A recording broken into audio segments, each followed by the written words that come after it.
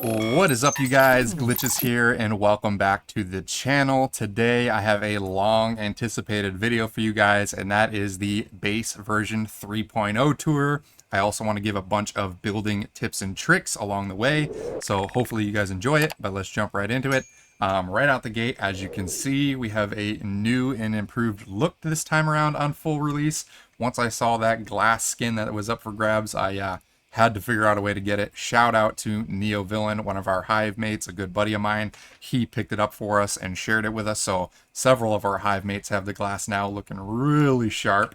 But let's do a cool little 360 run around here. We got really clean lighting all around the base. As you can see, we've got 12 total turrets, potentially more in the future, depending on how crazy I want to get with it. These are all level 3 turrets, and we have 6 rifle and 6 shotgun. And trust me, I've done a test with territory purifications on the highest level, and the enemies didn't even get within 10 feet of the base of the front porch. They all died. I didn't even have to fire a bullet. So really good design for purifications, for your resonator, your Stardust resonator. So a lot of people, this is a world-renowned base from what I'm hearing at this point. A lot of people seem to like it and have been copying it. But that leads me into the first tip that I want to give to you guys, and that is saving blueprints. So if you go into your build menu and right click, there is a house blueprint tab. If you click that, you can save the blueprint of a house that you've already built. In this case, mine is called the Synapse Stronghold, and it's got my entire territory all laid out. Another question I can answer that a lot of you have been asking is, will this carry over from season to season? The answer is yes. Once you make your base blueprint, it will come with you from the next season. And the cool thing is, obviously, our levels and zones are going to get reset. We're not going to have those high-level materials to build things out of, like cement, for example. So what they have done, the way the system is going to work, is when a new season starts, you can still build your identical base. It'll just automatically populate the build with lower tier materials. So you'll get the same base, but it'll be like wood, for example. And then once you get to the higher zones, you can then rebuild it instantly with your blueprint again, and it will just keep upgrading with the higher materials that you have at the time. So really cool feature, allows you to build them instantly. For those of you that don't like my base, there is a few of you out there, I'm sure. We do have some presets as well. So survival cottage, plain villa, exquisite villa, and small towers. These are all pre-built into the game for everyone. And if you don't want to take the time to build a house, or you just don't have the patience, you can just gather the materials. It tells you exactly what you need to build it under the tab here. And as long as you got those materials, you can just click this one button, and then boom, your house will instantly build just like your custom blueprint. So a really cool feature there. The one last thing I want to show off with blueprints is actually sharing blueprints. So say you guys really like my base. I actually like my Hive buddies over here, so let's go and check it out. If you run over to anyone's base that you see in the game, and you like their design, if you get close to their territory, do the same thing, go to your build menu and go to add a blueprint as if you were going to save one. It'll recognize, if you go to save all, it'll recognize that you're standing near a new player's base, and it will auto-populate the basically blueprint of whatever territory you're standing inside of. So for mine, for example, if someone liked it and you're on my server, you could do this exact same thing. Just walk up to my front porch, go to save blueprints. It'll notice that you're in my territory, and then you could save my house's blueprint as your own and then rebuild it anywhere in the world that you want instantly. So a really cool feature, and it basically allows you to kind of pick out the styles of people's bases that you have found that you like, and just create multiple designs and save them and build them quickly. So a really cool feature there, and I wanted to make sure I showed that off to you guys. But let's head on in here, looking really sharp. Sunsets and sunrises with the glass skin is so cool. But we got a ton of new features, like I mentioned as we were running around. We've got 12 turrets all together. All are level 3 and fully upgraded. I actually managed to get both perks that upgrade the shotgun turrets and the rifle turrets. So we are overly prepared for any territory extraction with this build setup. Like I said, I did some tests with the max level ones you could do, and I didn't even have to fire a bullet. All the turrets automatically took every enemy down for me. One thing I will mention is if you want to get some loot from those enemies, you still want to participate a little bit and just get like one shot off on the enemy, because that will allow you to pick up the drop that they do a lot of the times. It could be acid and things like that, that you'll see on the higher tier ones, which is a good thing to have. So make sure, even though your turrets are strong, can do the work for you, to get a couple shots off here and there and try and collect a little bit of loot. But moving on around the back, we've got a full wraparound porch here, as you can see, full 360 degrees. But we have our 2 mining facilities. For those of you that want to know, our base is the same kind of area that I've built in all 3 betas, and same place now in full release, and that is right in the oil fields area of the Red Sands, which is the final zone in the game.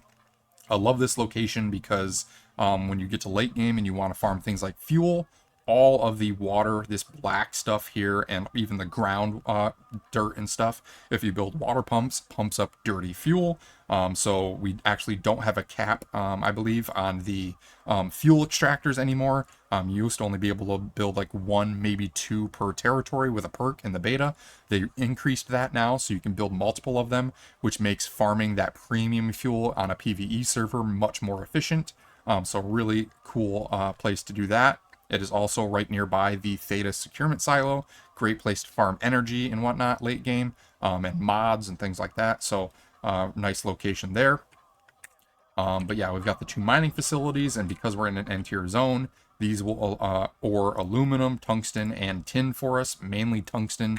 So between our Digby boys and these mining drills, we can pretty much craft all the infinite tungsten ammunition that we want, which is the highest tier ammunition you can get, with the exception of the AP and specialty ammo, which no one really uses, honestly, unless you're really, really late game. Yeah, pretty much all the high tier ammunition we want because of these and our Digby boys. There's also, I don't know if it'll go off here, maybe if I initialize it, but there's a cool little interaction. Look at that, 500 and some odd ore. There's a cool little interaction with the Digby boy with these drills, where you can start it up, and the Digby boy will actually get grabbed by these mining drills, which is pretty funny, and kind of like gets picked up by the crane and stuff. It's really neat, and cool new little additional animation that they added, which is kind of neat. But let's go in the back door. I left this with no stairs just to make it harder for deviants to get up. Eventually I may build this out and add like an extended firing range or a garage for our hive trucks, and or potentially a farm. We have another player in our hive, shout out to Ralphie. She's our go-to cook for the team. She's amazing and loves the farming aspect and the cooking aspect of the game. So that's her primary role in our hive. She gets all the best food items. She's actually made a custom menu, believe it or not, an Excel sheet of all the best combinations of food in the game. If you guys would like a separate video on that, let me know, because I'd love to share that in the description link for people if it's something you might be interested in. But yeah, really good food item crafter there. So that's why I don't have a farm edition on my base right now. We just give all of our deviated supplies to her. But moving on, we've got the first floor, a little bit more unorganized. Well, it's organized and unorganized at the same time. Organized in the sense that I fit things a little bit more cleanly this time around. Unorganized in the sense that we still haven't found those damn metal shelves yet. If anyone's on my server and's got a duplicate, feel free to send out to help a brother out. We're looking for those metal shelves. But we've got all of these labeled and separated: seeds, logs, refined ore. Get out of here, Chefosaurus. You belong over here. Refined ore, deviant items.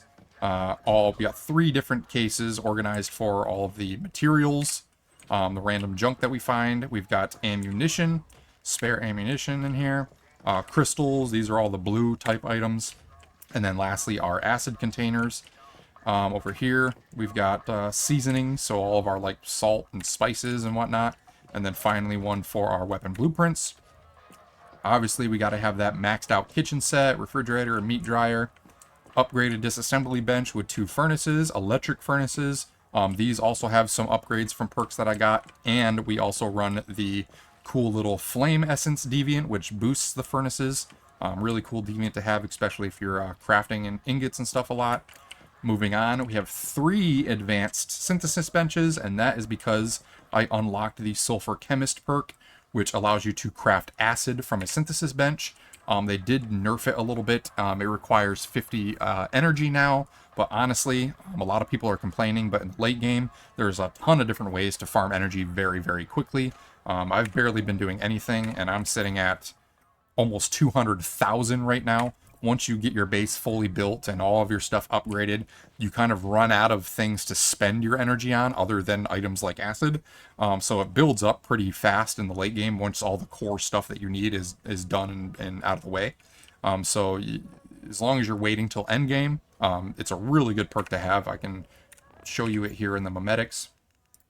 It's called Sulfur Chemist, and it is right here. Basically unlocks the ability to craft acid with sulfur and energy links at the synthesis bench. So a really, really strong perk to have. You can also convert polluted water and things like that. If you're in a polluted zone, that's another method. I made a whole video, maybe I can link to it above, on the different ways that you can collect acid in the game. So feel free to check that out. But moving on, we've got our max tier assembly benches, the supplies workbench and the gear workbench, wish machine, and now the new designer's workstation, which is used for getting the formulas for decorations and patterns for your territory.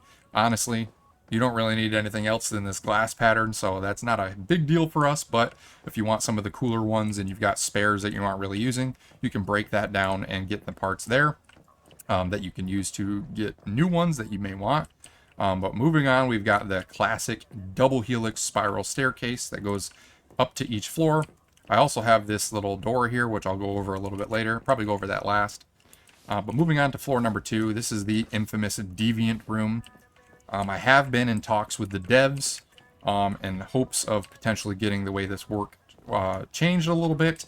In my opinion, personally, if you're taking the time to hunt down all of these deviants, some of them can be really annoying to get sometimes. It would be cool if we could show off all of them.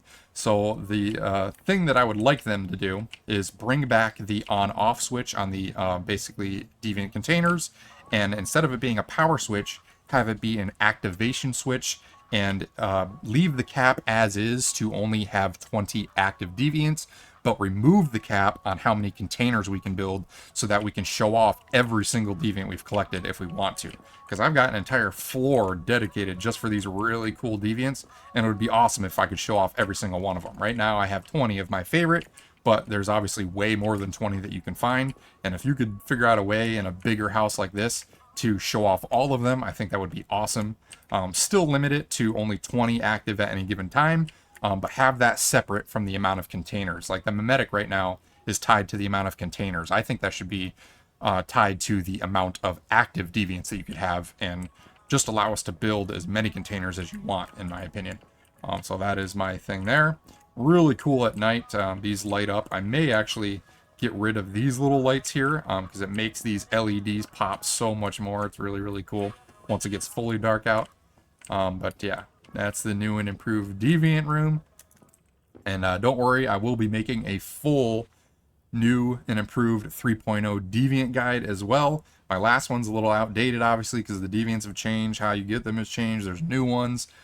So I have an updated spreadsheet that will go over all the different deviants you can get, and I'll make sure to put that in the description once that video comes out. There's still a few that I'm missing, so I want to make sure I get the last couple that I don't have before I make that video, but hopefully it won't be too much longer. But moving on to the 3rd floor, this is our domicile area. Got a back and front entrance that lead out to a 360-degree spiral walkway, not spiral, but rotating walkway. So it's really good for your purification, territory purifications as well. If you want to shoot from high ground instead of being on the 1st floor, where you could potentially get attacked. There's also flyers sometimes that are a little higher up, so you'll be right at eye level with them with this one. So a nice little way to get around here. Got the piano, some decoration bookshelves. We've got the little desk, the premium battle pass item here, our mirror if we want to change our appearance. My crappy bed, still got to get the upgraded bed. That's probably the next thing on my list here. A desk, we got our, got to have the koi fish in the fish tank, the purple rarity fish. Little yellow cichlid on display, and then lastly our cool, oh, what's up, kitty? And then lastly our little miniature display. The figurines have been brought back. You probably won't start seeing them if you're lucky until mid to late game. I've got probably 4 or 5 of them now. These do count as toys for the deviants. So either put one of these little miniatures down, or I think it's 1,000 Starcrum in the seasonal shop. You can unlock the llama. That counts as a toy as well. So just a little tip there for when you're helping out your deviants. So we got those on display. Moving on to the 4th and final floor. Well, not including the roof. This is our Stardust Resonator floor. Separate walled-in room just for the Resonator. I will be doing a whole separate video going over a full max tier extraction from beginning to end to show you all the steps and how it works and the type of rewards that you're going to be getting. So keep an eye out for that coming up soon as well. But we walled that in because just in case a deviant glitches through a wall, which sometimes they do, they'll have to go through all of this as well to get to our Resonator, which will take some time. We also have our switches. These two are blank because I had enough power to not have to worry about a switch right now. If I add a farm and things like that, that's what this switch will potentially end up being for. So I can have that hooked up to 1 power. This one I'm going to rewire to be just for the primary stuff that always has to be turned on. And then this one is actually for our turrets. So with the click of a button, I can turn all of our turrets off instantly and get almost 100 watts of power back for other things in the base, maybe deviants, things like that. I will, the very next video, I forgot to mention, this is going to be like a 2-parter. This is basic building tips and tricks, and the base tour, the next one, shout out to everyone in the comments. A lot of people wanted to see how to properly wire things and do all the electrical to make it look really clean. There is actually a feature which simplifies that, which I'll go over here in a second. But if you want to make it look clean by default, I'm going to be doing a whole nother guide showing off how I wired all the different things in our base, hooking up all the 12 different turrets and making it look clean, how these switches work and things like that, the different options you have. I'll go over all that stuff in a whole separate video, and that'll come out right after this one. So keep an eye out for that as well. Moving on to the roof. Oh, actually, real quick, we've got our test dummy here. I didn't notice that when I did my build guides in the beta version, that long one I had, I noticed I really wasn't using the long range or mid range one. So to save a little space, I just have this close range one, which I'll do all my testing on there for my videos. Works just as good. And then last but not least, on the roof, this is where we keep all of our solar panels. These are max tier solar panels, and I have the mimetic that increases the max capacity and wattage of the solar generators. It's called Electrical Expert. Personally, in my opinion, I would recommend getting at least 1 power perk between all of these. If you find one, make sure to grab it. This one is obviously for the solar panels and biogenerators. They do have one that works for the hydraulic generators and the biomass generators. There's 3 separate types of power perks that you can get. This one was for the solar panels, gives me +1, so I can have 7 total, and +2 watts for each one that I build. So an extra 14 total watts for the base just from that perk, which is really cool. And then we also have 2 electric eels, which you can stack to give your base even more power. Those will give 10 plus depending on their skill rating. If you find multiples, they'll have different ratings. The eyeballs and the little numbers, the higher those you have, put the highest level one in your container that you have at any given time, because it will give more power depending on how strong they are. So that is what we have there. I also put my small garage on the roof. It helps it from getting destroyed from territory purifications. If you put it on the first floor, deviants can attack it. They won't bother with it when it's on the roof. Plus, you can't actually drive off this thing. It's just for show. So might as well put it out of the way. You don't have to worry about moving it around anywhere. And it's just freeing up some of the space. But the last thing I want to show off is this right here. And this is actually a new feature added with a new deviant. I'll have to quickly run down to the deviant room to show this off. Picked up all that tungsten ore and I'm overweight right now. Roll. So they added a new deviant. I don't want to spoil it, but it's part of, you can find it as part of one of the low quests. It's not the deviant you find during the specific low quest midway through the game, but you can find it during that quest. But it's a really cool, basically, deviant that gives you the option to build portals in your base. It has the crafting material here, and you'll need 40 of them total to build 2 doors. And the way you find them is by going into your build menu, and it's under facilities and then function facility.